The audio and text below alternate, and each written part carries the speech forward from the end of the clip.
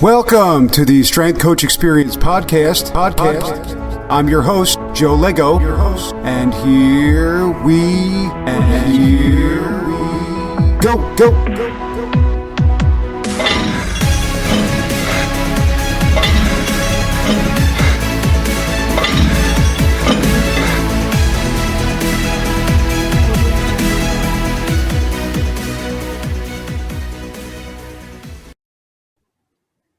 Welcome, everyone, to the Strength Coach Experience, episode number 28. Today, I want to welcome Lee Taft. Lee Taft is the guru of speed and agility. I've been following him for, since I started coaching about 10 years ago, use all his stuff. Super excited to have him on. Lee, thank you so much for coming on. I appreciate it, and I'm pumped to get this conversation going. Oh, thank you, Joe. I've been excited for this since you asked me. I'm real honored. I appreciate it. I'm looking forward to it. This will be a lot of fun. Oh, awesome. And thank you. And it's an honor to have you on the show. So why don't we just, jump into things? Why don't we go over your background and growing up, and then we'll kind of get into how you became, in strength conditioning with speed and things like that. Yeah, no, absolutely. So as we kind of talked a little bit off camera here before we started, I grew up in northern New York in a small town up above, like kind of Lake George area. And I went to Cortland. That's where I got my degree, SUNY Cortland. So my degree was in teaching. So in 1989, I started teaching, and I was also a head coach of several sports. And then I got into strength and conditioning in 91. I was at what's now known as IMG. Back then, it was called Bolletari's Tennis Academy. It was only tennis. And that kind of launched my career to where it is now from starting back then. And I've owned several facilities, and now I do a lot of consulting. I've done several different products and things that help kind of coaching and education of everything that we do. So and so now I'm down in the Sunshine State in Florida and doing a lot of consulting as well, a lot of online stuff, obviously with COVID and all, but having a good time and just keep learning. Yep, always have to keep learning. And I know everybody listening, the stuff with the virtual. It's been a big question. How have you, we'll get into the other stuff, but how have you kind of adjusted with the virtual stuff? Has it been a hard adjustment for you, or has it been something kind of easy because it's just kind of like, what you do regular, but on a recorded camera? Yeah, no, it was pretty easy for us. It's funny because it was about pretty close to a year to date when things really started to hit. I actually, last February, I flew down. I worked with the Atlanta Braves down here, and I actually live like 10 minutes from where they are now, and their spring training, and I worked with the Philadelphia Phillies back to back. One of my daughters played college in St. Pete, so I visited her as well. I flew home in February, and I never left again because COVID hit. Everything shut down. I still had about 16 other events, and I wasn't able to travel to those. So several of them we converted to online. But because I've already done several things online, we pivoted really fast. Like we kind of knew, I talked to some people that kind of like, Lee, they were telling me like, Lee, this isn't going to be like a quick fix. This thing isn't going to go till like April and then we're all going to be good again. It's going to be a good year. So my wife and I just transitioned everything online. And we've done a lot of our consulting online, so we've actually done pretty well with the transition, and we didn't get too much of a hiccup, other than I had a lot of trips that had to get canceled because of we couldn't fly. Yeah, absolutely. It's great to know you kind of were prepared before you were prepared.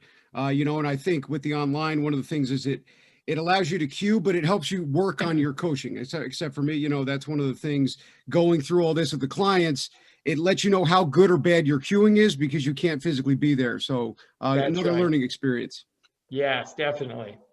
So why don't we just go back? So when you grew up, before you went to Cortland, were you involved in sports and coaching of those things, or was that something that came about in the college years?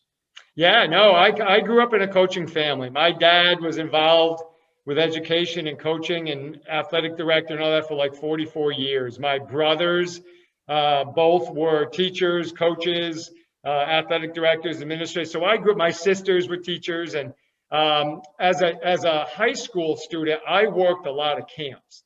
I would coach younger kids, and even when I was in college, I was coaching summer leagues and things like that. So I grew up around it. Then when I graduated college and I ended up going to right out of college, I got a job and I ended up being a coach of football, basketball, and track right off.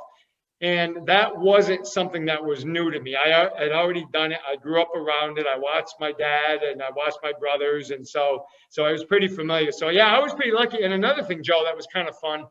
Where I grew up, we had a place that we called the playground. That was the name of it, but it was a recreation park. It was where we had our basketball courts and stuff like that. And when I was a younger high school kid, I used to coach like the little kids, like the 6, 7, 8-year-olds who were playing basketball and stuff. So I'm like 7th, 8th grade learning then how to coach the younger kids. So it became something that was really comfortable for me. Yeah, it's an awesome story. I miss the days of being outside and watching everybody run around. I feel like that's a lost art anymore. Everybody's on Fortnite, and it's really hard. I think just to your point, one of the best advice that I got from a coach, I started off training younger kids, 15, 16, and they said, what is the best thing that they can do, or what can I do to help them even more? And they said, take that 16-year-old kid and have him teach somebody who's 8 or 9. Yeah. And once they do that, they'll start to understand kind of your position, and they'll have a better understanding of kind of what you're doing. Exactly. That's great advice. And there's no other way to give back than to teach. When you teach somebody anything, I don't care what it is. It could be a academic subject, or it could be a sport or fitness or whatever. When you teach somebody, and it's a great rewarding thing to do. So I agree with you.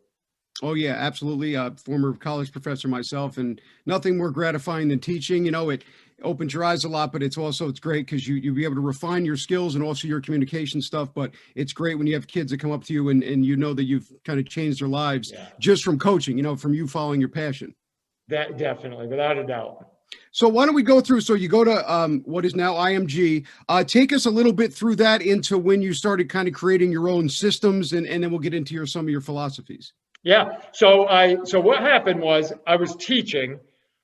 I just didn't, how when you're teaching, a lot of times you have to get your master's and, they give you 5 years. I'm like, gosh, I don't want to do the evening, work all day, coach, and then go to evening classes and I didn't want to do that. So I said, you know what? Even back then, I was still kind of like being a strength coach at our school, even though they didn't officially have one. And I really liked it. So I left, I resigned from teaching. I did my master's at the United States Sports Academy in Alabama.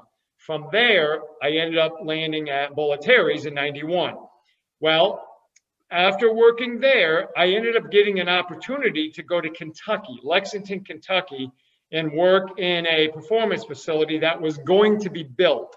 So I went up there and I was kind of laying the seeds and, getting things ready. And then what happened was, the big investors pulled out. So we ended up not being able to do it. Well, I already started to do some training though, even before the facility was built. So that led me into thinking, now this is cool. I don't want to let this go. So I went back to Florida to another tennis academy. I went to what was called Palmer Tennis Academy, which was in Tampa. So IMG is in Bradenton. And then so I just went up, about an hour up to Tampa, and same thing. I was the head of strength and conditioning there. Well, that led me into eventually opening up my own business. So when I went back to New York in 1994, my wife and I opened up our first facility. And then from that time, we've had 5 facilities, and very rewarding. A lot of work, as you know. It's a lot of work. The toughest part was, Joe, as you probably would know as well, is I wasn't schooled in business. I was a teacher. I knew I had no problem training. I had no problem scheduling classes, doing stuff like that. But I didn't know the first thing about real business.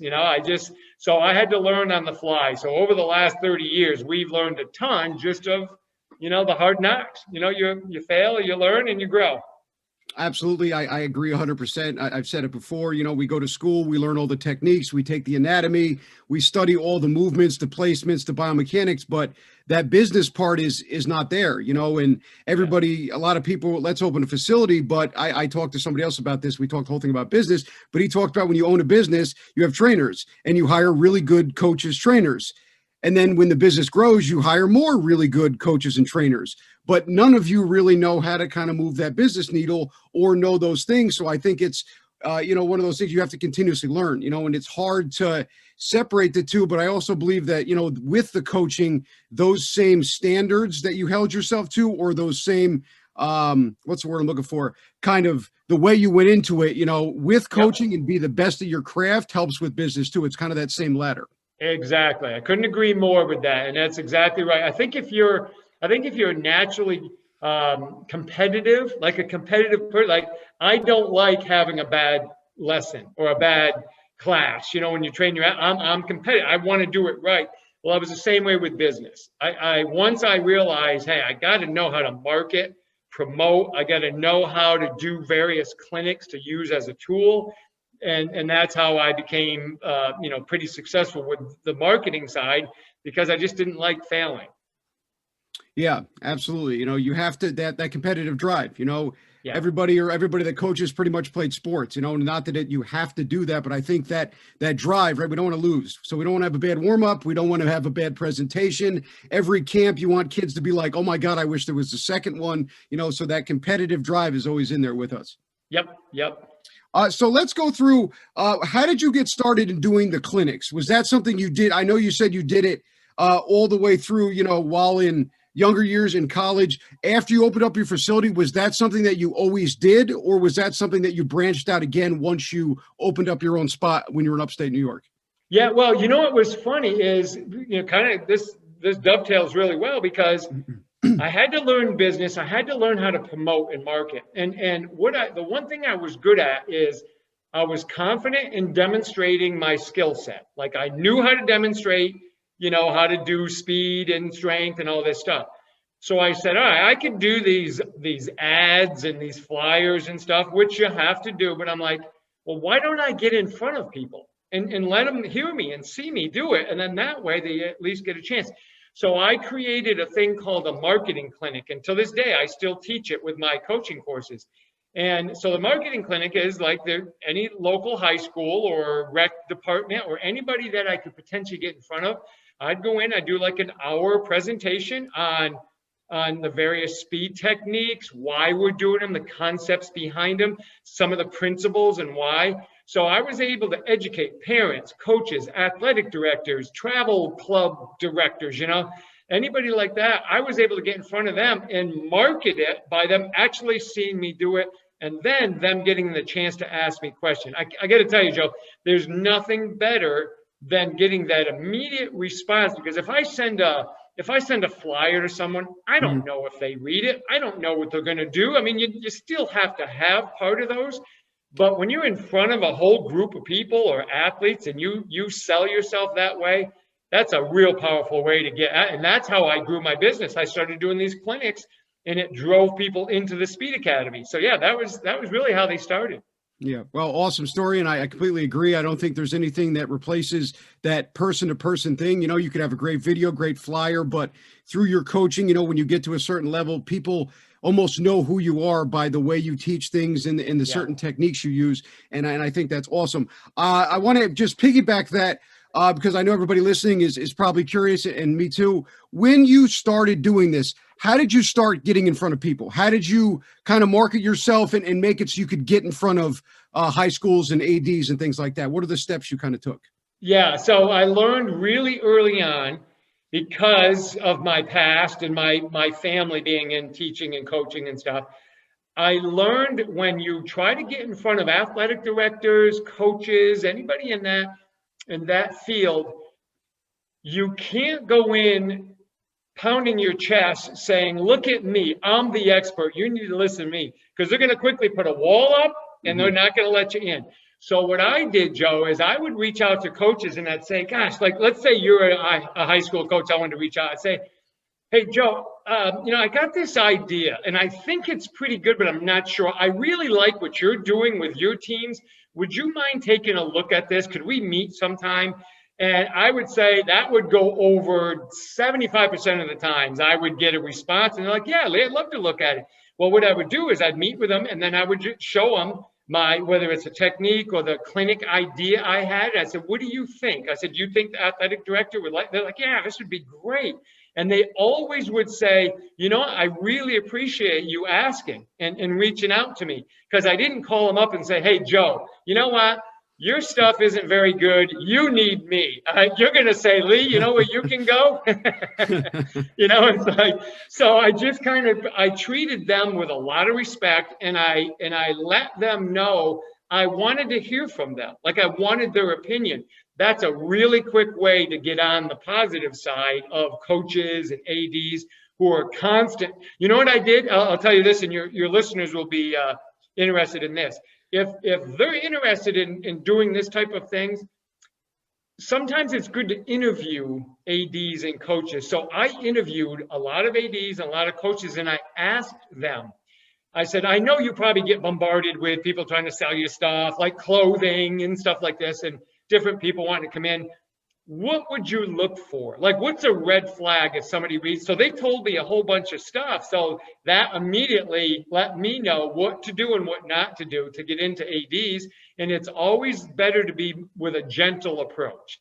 Don't come in and, trying to pound their door down. Just ask them questions, because everybody likes to be asked and ask. So that works really well for me.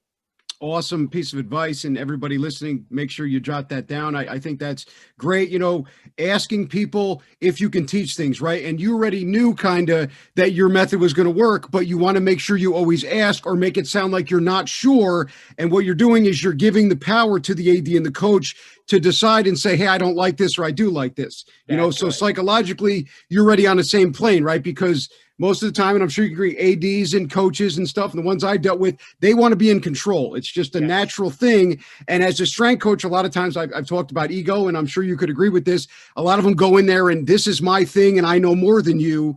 And a lot of times that doesn't work. But if you go in there and say, I want to do this, what do you think? I think that it will help whatever you're trying to do, kind of that psychological sandwich method. I think that's great. All their inhibitions go out the window. They feel in control. And then you're allowed to be able to, get your program going and get your presentation. And then if you're prepared, like you should be, you should have, no issues with those things. Absolutely. Yep. That's exactly it. And it works too. It works very well. Yep. Awesome. So I just want to go through when did you come up with your speed stuff, like your main speed stuff that's out there in the books? I know you said you went through tennis and it was probably from a lot of experience, but what were really the time where you said, wow, I have something here and I think I need to kind of bring this out to the world for everybody else to see? Yeah, but believe it or not, it started right around 1987 or so. I can remember playing basketball, playing in college. And our college coach used to make us do, different running sprints and stuff like this and conditioning. And he would stop us if we did what a lot of people know what's called a false step. When you stand, all of a sudden a foot goes back. And I was a captain on the team. And I remember asking him, like, Coach, you keep telling us to stop, and we're stepping. I said, I don't know what you're talking about. I'm not stepping back. I don't feel. So I used to watch film of games, and I started to pay attention to how I moved my feet. Like, I'm defending somebody and I'm watching what I'm doing, and I'm like, oh, that's what he's talking about. But I'm like, that's subconscious. I didn't think of it. So then I started to study other people, watch their feet. I started to watch even like athletes that didn't have people like you and I, like way back, like in the 50s and 60s, these different athletes. I'm thinking, well, they do the same thing. I watched Barry Sanders and Michael Jordan and all these people. I'm like, well, they do it. So I knew I had something.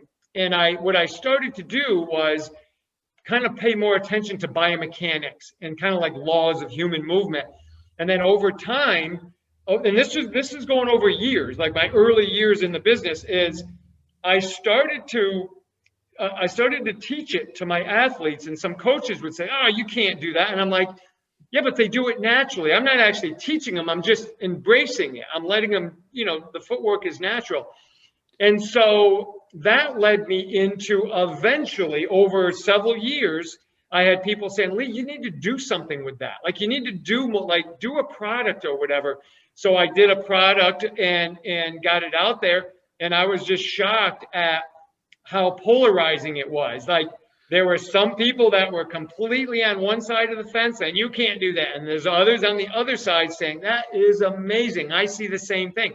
So that's really how it happened. And it was all based on my eyes. I just watched. I didn't have any preconceived notion. I just watched what a lot of athletes did over years and years and years. And I noticed the same thing. So I'm thinking, well, the nervous system is telling me something. I just got to figure out what it is. And that's how all these things came about. Wow. Amazing story, right? I played basketball too, and I probably did it. Never really noticed that, but that's great. You know, you kind of had a coach that was aware, you know, he didn't really know what he had, I don't think, but he was also aware that that was bad, right? If you take a step back, you know, you're losing a whole step and some propulsion. I think that's amazing. For those listening that aren't 100% sure, can you just give a little bit more in-depth answer of what a false step is and what some, you know, your work does to kind of eliminate that? Yeah. Well, so I actually I embrace it. What I call, so people call it a false step. I call it a plyo step. So what happens is if an athlete is in like a parallel stance, you know, maybe they're playing basketball or tennis on the baseline, and all of a sudden the opponent hits a drop shot in tennis and they have to go forward. What'll happen is you got your 2 feet next to each other. One of them typically drops back, which we always called a false step. I played high school football, and of course I played basketball and and the coaches would always say, don't take a false step, but you couldn't help yourself. You kept doing it, and athletes keep doing it. So I looked at the science behind it. I started to say, well, why? Why did the coach keeps telling them not to do it, but they keep doing it? Well, it came back to me. It had to do with fight or flight, the fight or flight of the sympathetic nervous system. And what it does is when an athlete takes what I call a plyo step, they're actually creating greater force application angles to project forward, and they're creating stiffness throughout the system. So the Achilles tendon, the foot, the lower leg, right up through the hip, the joint gets straighter and it becomes stiffer.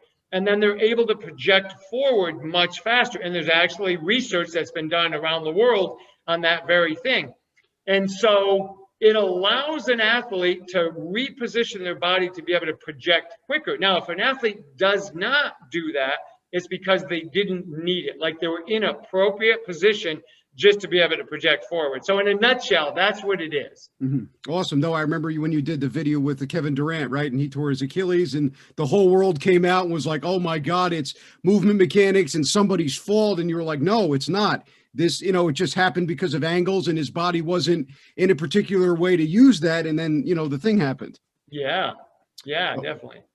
So let's just go through some of the ways in which you teach the plyo step and some of the techniques. Yeah. So because the plyo step or the hip turn or the repositioning steps, because they're natural for the athlete to use to be able to escape space. So if you're chasing me, I'm trying to escape, get away. I'm going to intuitively use footworks that are designed for me, like for us as humans to, you know, to protect ourselves. So what I do is I design drills that drive the patterns I want to see. So for example, if I don't want to see them take a plyo step and I just want them to push, I will put them in a staggered stance. So, you know, imagine like an 800-meter runner getting up to the line. You know, they don't stand parallel, they stagger their feet, right? So I'll do that, and maybe I'll have them either chase a partner, or maybe I'll hold a tennis ball out and I'll drop it, and they have to catch the ball before it bounces the second time. Maybe I'm 10, 12 feet in front of them. So those techniques drive the footwork patterns that I want. So if I want somebody to take a repositioning step to work on driving that, we'll put them in a position where it's more likely to happen. Even though we don't outwardly teach it, because it's very much driven from the nervous system and it's a solution-based mechanic, we put them in positions where we're pretty much sure, you know, 99 out of 100 times it's going to happen. And that's what we do, regardless of the technique we're trying to embrace or endorse. That's how we do it. We just pick a drill that we know will drive that pattern. Okay. Yeah. Awesome. No, yeah. So those out there listening, you know, putting them in a situation or a foot placement where, you know, the only outcome pretty much is what you want, right? And there's no room for error. There's no room for them to shift. It's all about I'm going to put them in this staggered stance. I'm going to drop the tennis ball, and they're definitely going to move this way, and they're not going to take that plyo or false step. They're just going to come forward. Yeah, you can position them, and that's the art of coaching, right? That's the art of it. It's like saying, okay, I want this result. What drill do I have to do? Well, let's bring it to the weight room. What if I want a more knee dominant squat? Well, I'd probably put them in a front squat, versus a back squat. The front squat is going to drive the pattern I want versus a low bar back squat, which would be a very hip dominant squat. So it's the same thing with speed. You just pick the drill or the corrective exercise that's going to drive the pattern you want to see.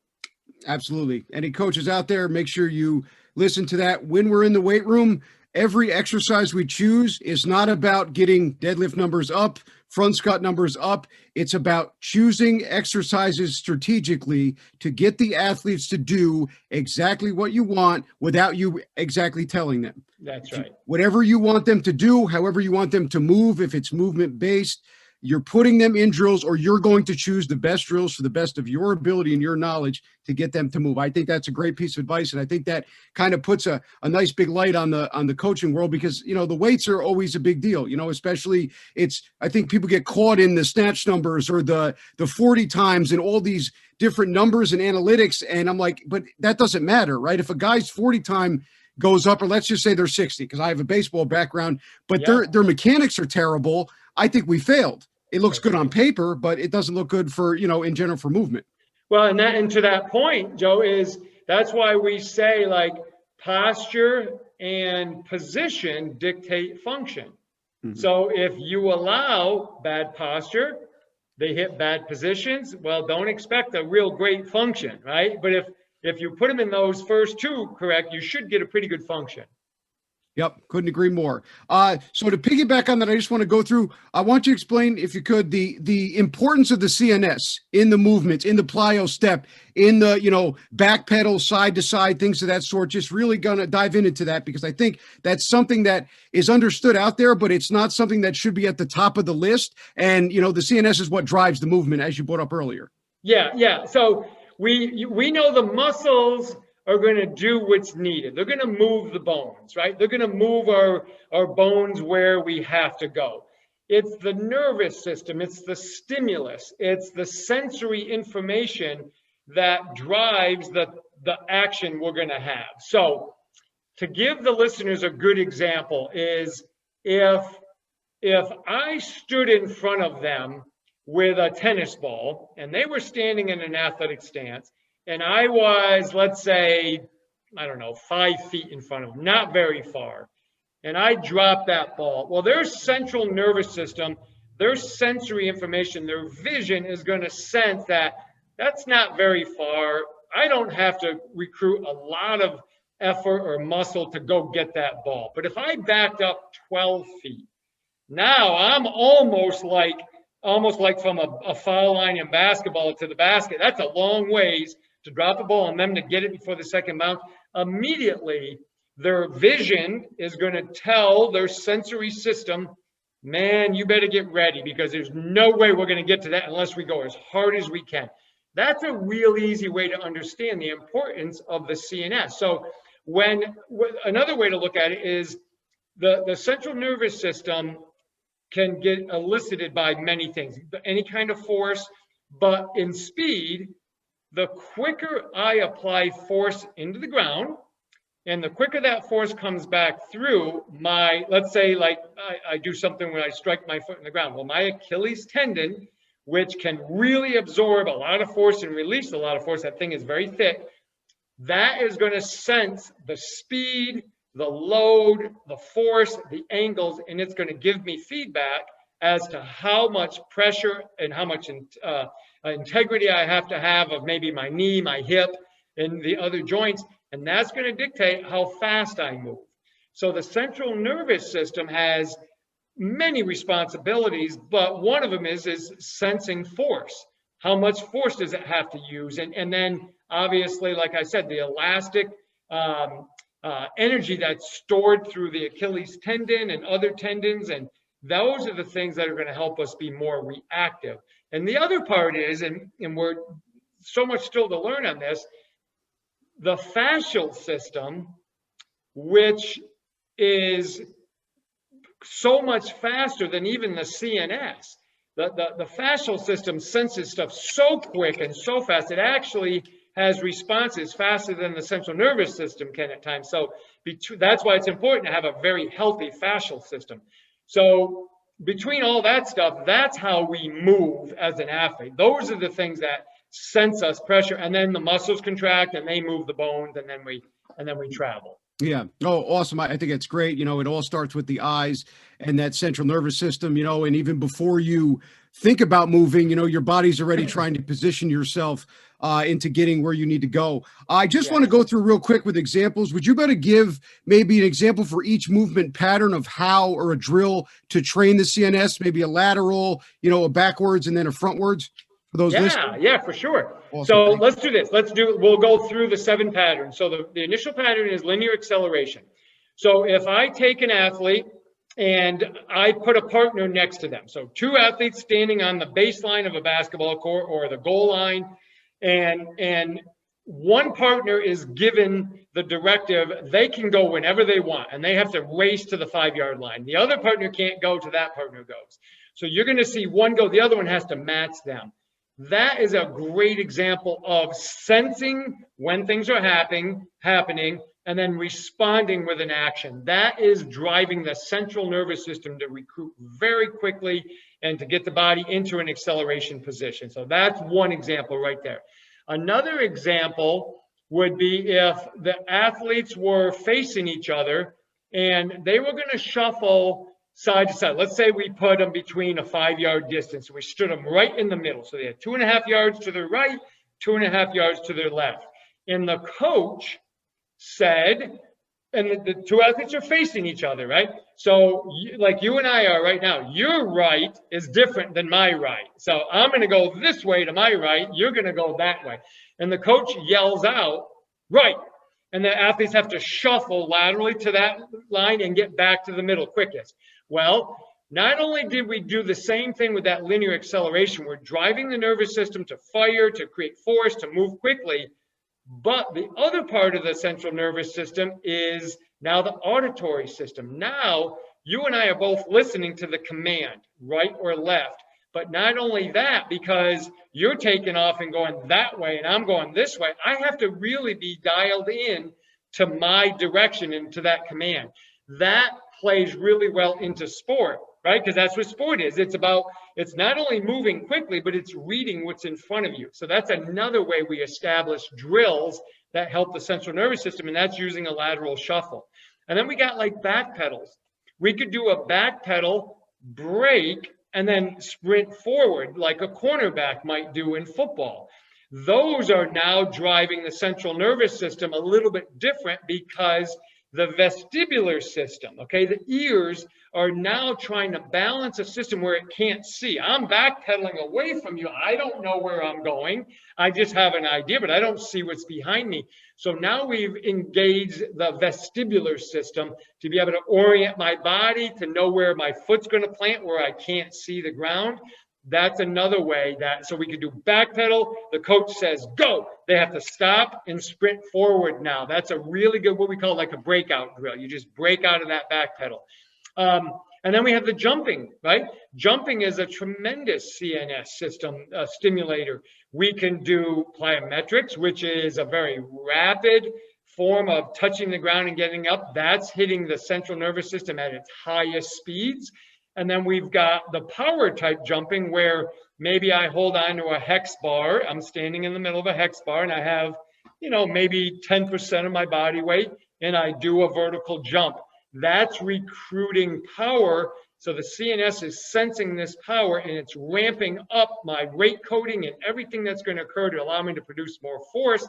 That's completely different than me doing like a 10-inch depth jump, body weight, and springing back up. Totally different energy demands from the elastic response, and the hex bar would be a power response, but all of those are driven by the central nervous system. So that gives us all directions of how we can train it. Yeah. Awesome, man. I appreciate that. Great drills and all of them are, like I said, I think the biggest thing is they're all very simple, but the Yeah. amount of things that they're recruiting is amazing. You can have a very simple drill, two cones, two people, you go different directions. We got 4 or 5 systems lit up, backwards. If we just worked within those 3 parameters, we could probably teach all the kind of staples of the movement. Yeah, and just think of all the options we have with just those ones I just said. You got all different angles and directions and verbal cues. So you can, like you said, you can take something that's really simple looking and make it have like 15 different variations, which now brings excitement to the training because you're always stimulating the athlete with something different. Absolutely. And I think bringing up that word variation, I think that is another word that needs to be used more, because I think a lot of strength coaches or people out there in general, they think variation means to change the exercise. And in reality, it's not change the exercise. If you have a movement that works and you have a staple, all we have to do is change the stimulus somewhere, change the barbell, change the movement, change the order. I think I get a lot of questions. It's been 4 weeks. What do we do next? And I'm like, well, what are you doing now? Well, we're doing X, Y, and Z. I'm like, well, you don't have to change the whole thing, because then you're creating 50 programs a year. I think it's very important to drive in variation. You teach the same stimulus, or you get the same reoccurring stimulus for a few weeks. Once they've excelled at that, then we move on to the next one. And, we continuously build on the whatever framework the drill is meant to be taught or exercise. Yeah, well said. Very well said. So for anybody out there who, is maybe they're all in the strength side and they're not, they're afraid of the speed or that ego we talked about, I don't know too much. What are some things that you would do to start implementing into your program? Like, what would you suggest to start with in terms of the speed, the agility, and the movement stuff to integrate that safe, but ultimately effective for somebody who's not extremely well versed in speed mechanics and biomechanics and things of that sort? Yeah, no, I really like this question. I'm going to take a little different approach on my answer if I can. So, first of all, I think anybody that wants to learn more about speed and movement is just to understand the basic laws that Isaac Newton taught us. Just understand what it means to apply force, what it means to have an action reaction, what it means to accelerate, what it means to control mass and moment. If you understand those things, then the drills and all the other things that you do can very, very easily apply. Secondly, what I would do is learn the 7 patterns: linear acceleration, linear sprinting, lateral shuffle, lateral run step, or crossover, which people call it. We got 2 back pedals. We got backwards. We got the back pedal, and then we've got the hip turn where they open up, and then we got jumping, and then you got all the variations of those. But if coaches would understand the physics of movement, just listen to Isaac Newton, the basic, 3 laws. Just pay attention to those, and then understand these 7 patterns and learn the models. So if they learn the models of what it looks like you were a baseball player. So if somebody who never played before, got up to the plate and was going to swing and they swung, you could immediately tell probably several things that were outside the model of good hitting. Maybe their disjoint, like their hips were really, really late. Their hands, were too close to the hips moving. They never got separation or whatever. You could see that because there's a model that all good hitters have, but everybody has variation of it, right? Same thing with these 7 patterns. Once they understand those patterns, they can teach skipping, they can teach shuffling, they can teach backpedaling, they can teach change of direction, because those 7 patterns are going to fit in there somewhere. And as long as they know the model, they're good. Now, if they want to know how to produce more force, understand the physics, understand changing inertia, understand action reaction, understand acceleration, and you got half the battle won right there. And now it's just learning how to correct them. That's the other part, how to correct when you see something's not right. Yep. Awesome. Yep. Great advice. Thank you for that. Like I said, make sure anybody listening, just learn the basics and, physics. I learned that terribly after I got out of college. Physics runs the world. Isaac Newton, what goes up must come down. Gravity, 0.9 to, 1.2. If the bar doesn't move, if you don't move that fast, we're in big trouble, 45 degrees, all that stuff. So those basic movements, just make sure that you're versed on them and you understand what you're doing. Lee, I wanted to ask a question that just came to mind, and I've argued with a few people over and over the years, and I just wanted to see your opinion. If you have an athlete, let's say, who plays professional baseball, and he's coming off of first base and there's a steal break, or basketball, and the coaching staff at said organization or college teaches the movement in a certain way that's not correct or not, correct with everything going on. Do you try to teach them the right way anyway, or do you try to modify what they're going to be learning? Because the backstory on this is I had an argument about somebody was teaching a minor leaguer how to come off of first base, and they were teaching them all the right mechanics. But I said, yeah, that's fantastic. But when they go back to spring training, they're going to get rid of all this and they're going to go back to teaching the wrong mechanics. So I just wanted to kind of ask you that, get your opinion on what you thought of that. Yeah. So, and that's really good because I work with a lot of baseball. I work with a lot of Power 5 programs and then professional on base stealing techniques. And so I always tell them, you can break the rules if you know the rules. So I always try to get, and Joe, this is exactly perfect question because we just finished talking about physics and mechanics. If, as long as you understand where force is coming, how it goes through the body, and you understand the mechanics of it, you understand force application, and you understand what the backside leg is doing to help the front side and vice versa, and with the arms, as long as you understand that, if you want to change it to fit the way another player likes it or feels better, I'm okay with that as long as you know the rules. Because if you break the rules and you get picked off or you're slower, at least you know you chose to do that because the rules are going to tell you certain things to be the quickest.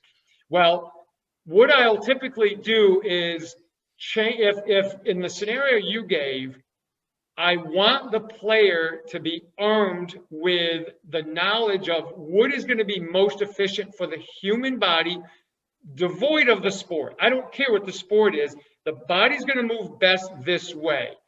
If your major league or minor league team or whatever is teaching you differently, you have to understand what the body wants to do. Now, if you get slid back into a different technique, but if it's bottom of the ninth and they need you to run, you got to make that decision. What are you going to do?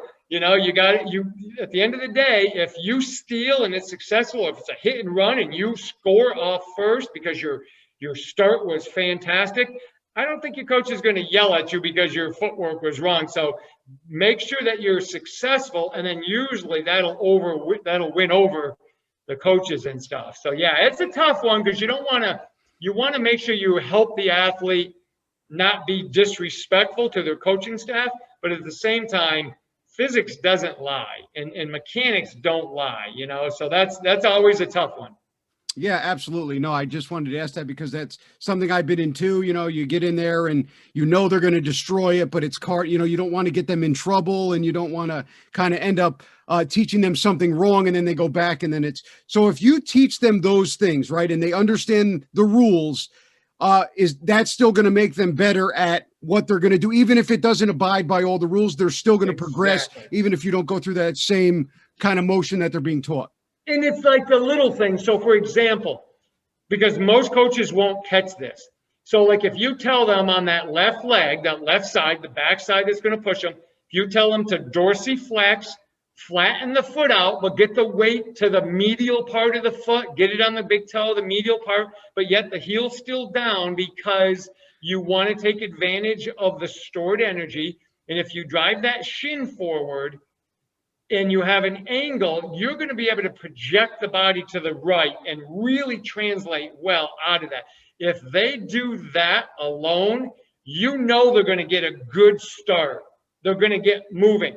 Now, if the coaches teach them something kind of funky with their arms or front leg, all right, well, at least they've got something that's going to be beneficial to hopefully override the things that maybe aren't as beneficial. So it's kind of like fix the big rocks. And if the little rocks are there, you're like, all right, well, at least we got the big rock, the way we want it. Yeah, absolutely agree. Great piece of advice. If we fix that push-off foot where it's all starting from, it doesn't matter what the front foot does, and it doesn't really matter if you want your hands to go all over the place. If that push-off from the outside foot is good, at least we're going to start in the right direction. Get moving. I always tell them, you got to escape that space. Mm-hmm. So wherever your body footprint is when you're starting, even if it's a secondary break and you're kind of rolling into it, shuffling, and then you go, no matter what, when you first take that movement, you got to get out of that spot. You got to escape that space and start accelerating as fast as you can. Absolutely. Me and my friend were talking about that the other day, escaping the space, right? We were talking about infield, getting to the next space, right? If you understand that, everything else will kind of flow together because we're pushing out to get over there, right? In beginning, it doesn't matter what you do, but then we can kind of really refine it. And then it becomes how much time it takes you to get out of that space. Yeah. And it's just like fielding. So if I'm an infield, a middle infielder, third baseman, whatever, if that ball is hit like a rocket into the gap, and I have to get there, you've got to move through space to get your glove on the ball. Yeah, I don't care, what footwork you did. If you're not moving through space and your center of mass isn't going towards where the ball is going to be, mm-hmm. You're always going to be late. You got to get moving on that first action. Absolutely. With infield, when you don't have the ball, what is kind of your best way to teach getting through the space without the ball and the ground balls and things of that sort? Yeah. So when they're attacking a ball, though, when they're trying, yeah. So typically, you know how you have a little preload, right? Yeah, almost like a tennis player. You kind of preload and go. So you want to have the same concept as if you're stealing a base or whatever. Where if let's say I'm a third baseman and the ball's hit up, up between me and the shortstop, I want to make sure that I can push hard with my right leg and I open that front leg, because when you open the front leg, so in this case, it would be my left leg because I'm going to my left. When that opens, now I become like a sprinter. And if I have to leave the ground to dive, that front leg becomes my launching leg. That's the one that's going to launch me into space. Now, if it's hit slow enough where I can run through it and I can field it and stand up and throw, then I get to accelerate and run through it. But that's the critical thing with fielders is they hit their preload on that time when that pitch is, hitting that catcher, that loads them, and then they're ready to explode wherever they see the ball going. But it's that first action. Push, we call it pop. I was teaching one of the baseball strength coaches and base coach for one of the Big Ten teams, and I was teaching them the concept of pop, push, open, push. That's how we translate through space really, really quick. And actually, the Texas Rangers strength coach, he and I were just talking about that. And that's the whole thing. He's taken on that pop concept, and he's like, it just made it so easy for the players to understand it. I'm like, that's the whole thing. You got to push, you open, and then you push again. And that's how the fielders cover space really good. Yeah. Absolutely. I think that's great. Being able to break the things down, highly complex, right? Pop sounds great. It's easy to understand, but it's extremely, extremely complicated. We're loading, the CNS is there, the eyes, everything, but being able to, I think, to explain these drills to your players and to your coaches. I think a lot of it, everybody tries to overcomplicate things, and you break down, let's say infield into 50 different stages. And I'm like, well, you can't really teach that. You have to do something where they can understand, because with that pop, now we can go into fielding sideways. We can go backwards, forwards, bunting. All this stuff starts with that pop stance we just talked about. Yeah, and this goes back to about 10 minutes ago when we talked about how to pick a drill that drives the concept or the pattern you want. So if I am a coach, maybe I'm the fielding coach, and I'm tossing a ball in the gaps and they have to go field it. Well, I'm working on that. And the faster I toss that ball and maybe the deeper into the gap, the harder they're going to have to push. They'll open further and they'll push that second step further. So we get to drive it. And the other thing it does, if they're not doing it correctly, but we're having them react and do it, we give them context when we give them a corrective drill.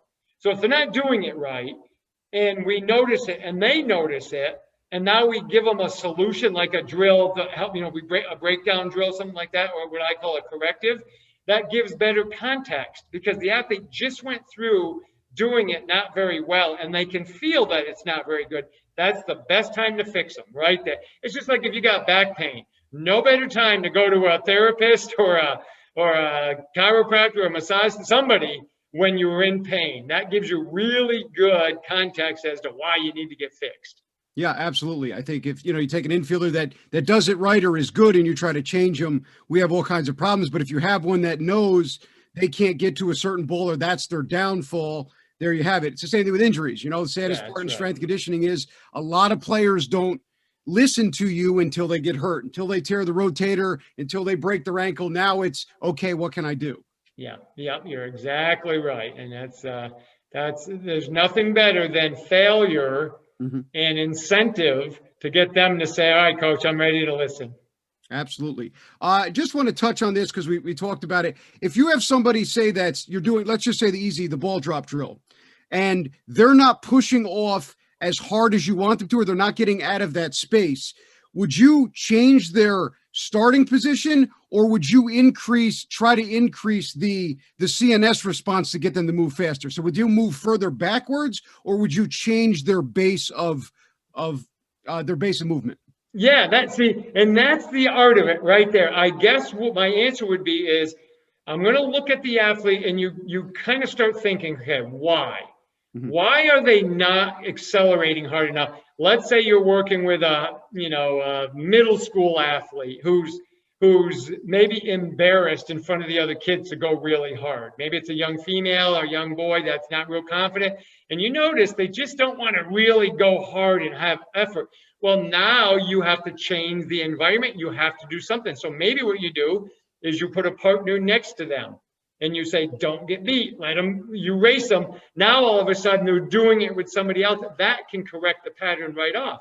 So in your example, maybe if they're not going hard enough because I'm not challenging them enough, just like you said, maybe I back up. I get away from them and make them have to work harder. Or I keep looking, I'm saying, well, geez, doesn't matter how far back I go, their technique is awful. I got to get them a better stance. So then you correct the stance. That's the evaluative process that we go through. We just look, what's the reason we feel they're not hitting the speeds we want? And then we evaluate and we give them a corrective based on what we think is going to work. Absolutely. On the fly. Like I said, you said it before, the art of coaching is all about being able to change in the moment, right? It has nothing to do with what you have written down. It's all about what gets the athlete to do, right? Even if it's not written down somewhere or it's a little crazy, if you can get them to move in proper moving patterns and follow the rules. Yes, you got it. And that's why it's nice to have a good toolbox. Exactly. Yep. Always build a toolbox, never take tools out. I love that. Yep. I just want to go through for you. I want to do advice for anybody starting out, but since we touched on it, let's do strength conditioning and speed, and maybe camps, you want to throw that in there. And then let's do business, just how to start, because that's a big deal now. We've touched on it. I love talking about it because, a lot of us, we didn't learn that. It's something that we're still trying to figure out after school. Yeah.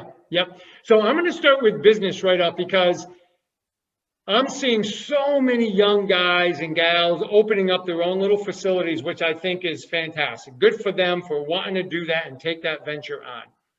Tough time right now with COVID, but when it's, before COVID and afterwards, once they get things clear, I think it's great.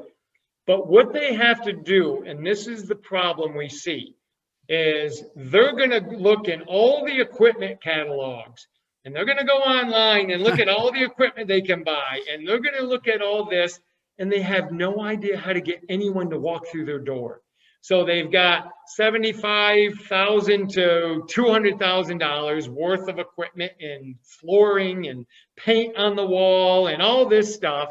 And they don't have a strategy to get people consistently in the door. So my strategy when I work with coaches is, okay, let's figure out daily content that you're going to put out that is constantly feeding your ideal clients information about why they should train with you.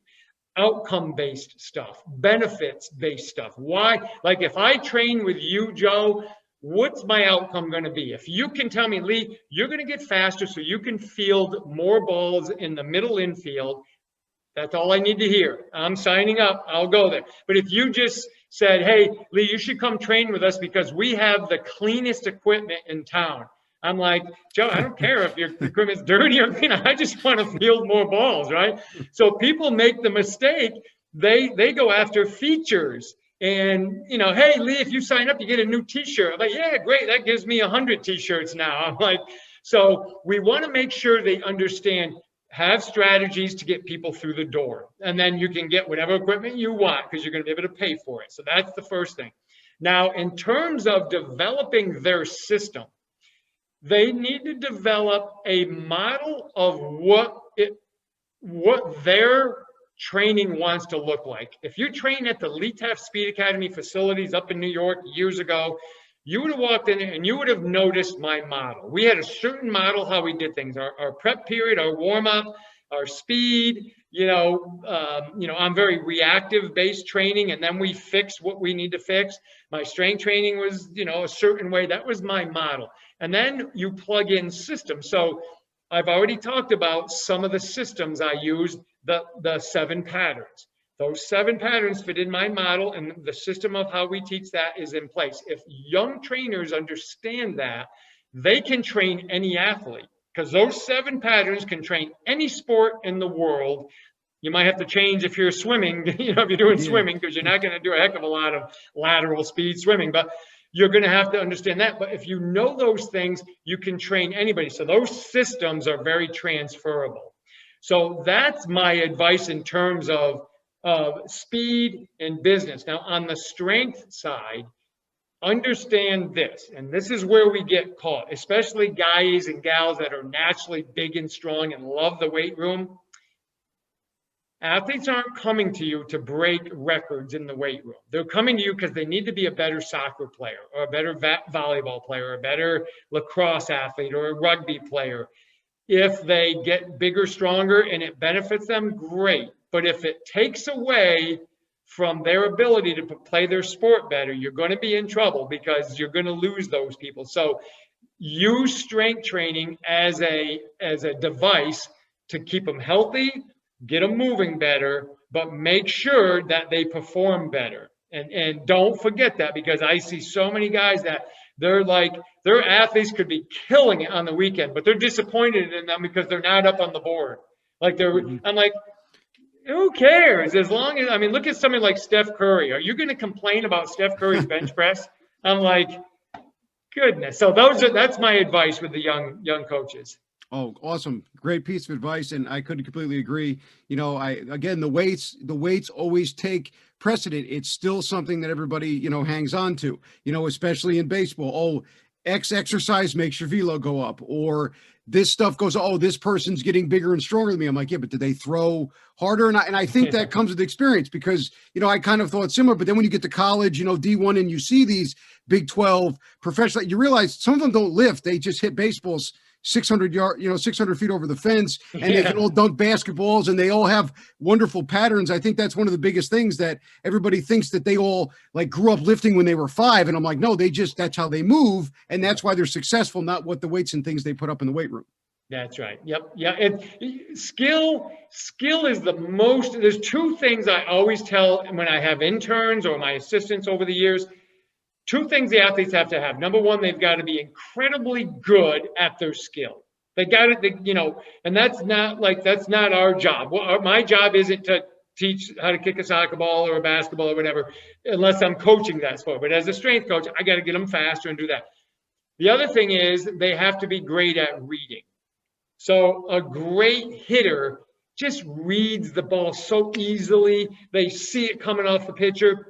Great infielders read it really well. They can see the lean of the batter. They can tell if they're going to pull the ball, or if they're going to push it to opposite field. That's what great players do. They read really, really well. Our job as strength coaches is to support that. Give them the athleticism to make what they naturally do well even better. Absolutely. Couldn't agree more, or put it better. We're putting them in positions that they already excel at. Yeah. We're not changing any of their patterns. Awesome. That's right. So I just want to know what's next for the future. You know, I know a lot of stuff's going on. It's crazy. You're in Florida now. What's the next step?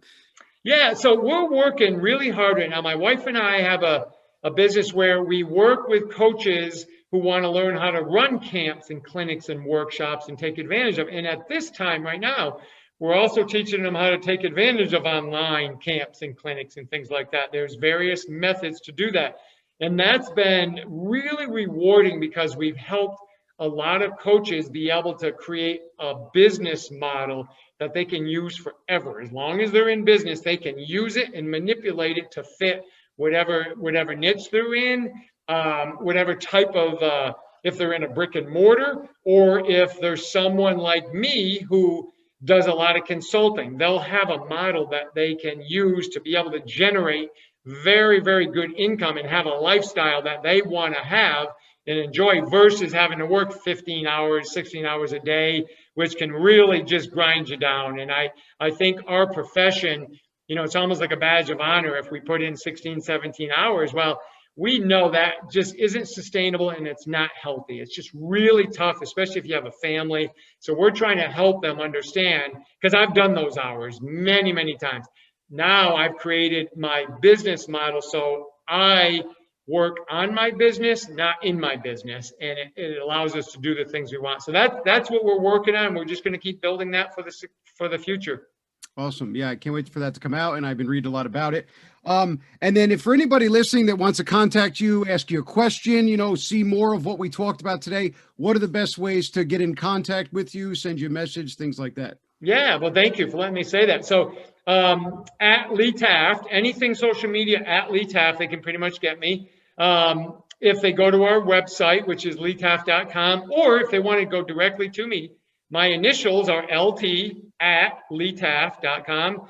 That'll come right to me. And I'm very good at getting back to everybody. Sometimes it takes me a little time if I get a lot of emails, but I always try to get back and answer anyone's questions. And because I appreciate it. I appreciate everybody in our profession, and especially parents who are looking for help and young coaches who are looking for help. So I'm always available. Awesome. And for anybody listening on the Instagram for the podcast, when I put out the episode promo, I'll put his Instagram handle, and it has, and there's a way to get in contact with him, send him a message.